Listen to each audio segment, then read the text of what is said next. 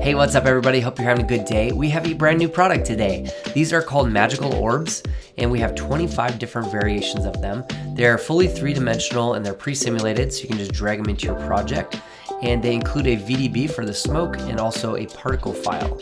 I'm going to show you how to use them in Cinema 4D, but you can use these in almost any render engine. All right, so we have our VDB. We're going to drag that in. I'm going to hold shift so it imports it into this scene.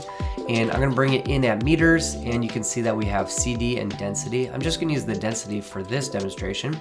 All right, we are rendering, so let's go ahead and make a new material, a new volume material, and I'm going to drag that onto our volume loader. We're going to double click this to open, and the first thing you need to do is go to the scatter channel, click the presets button, go down to volume loader, and click density. And this is going to be the default settings right here. Now, one thing I did want to mention really quick is in the settings, make sure you go to Redshift, and under these basic settings, scroll down combined depth, go to volume and tick that up from 1 to 3, and we're going to get a lot more light bounces in here. Then all we have to do is change this scatter coefficient to 0.1.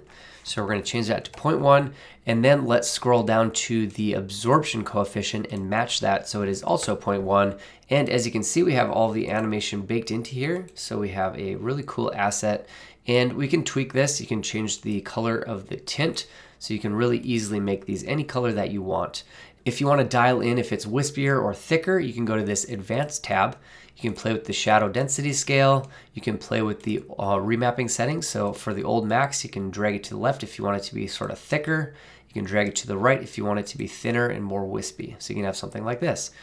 In addition to the VDB, we also have a particle file. So this is optional. You can use this if you want more detail. Let's drag this in as well.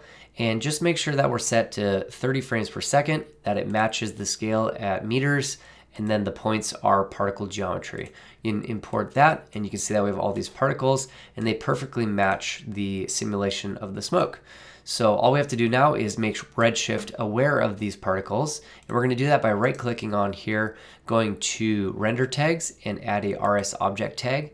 In the particle tab, you can just add optimized spheres. These are way too big, but if we just take the scale multiplier and go to 0.01, you can see that we now have all these tiny little particles. And if you put a nice blue texture on here, you can accent that smoke with some nice particles.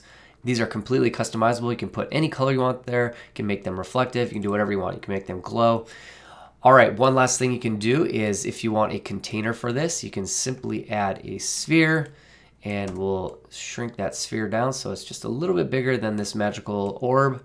And let's add some more segments, and then we'll put a glass texture onto it, and then you'll have something like this. So actually looks kind of like a really cool marble right here, but you can also make like a palantir or some orb that has really magical elements inside of it. Make sure to add some glow and you should be good to go. So you can see that they're a really fun asset. They are very customizable. You can change all the colors, the size of the particles, the density of the smoke, and all the animation is already done for you. So then you just render this out and you have this really cool magical sphere with all this smoke inside of it. Make sure to check out all the 25 different options. You can grab these at motionlab.net with a subscription, or you can grab them at thepixellab.net as a pack. All right, hope you enjoy them. Thanks for checking out Pixel Lab. Cheers.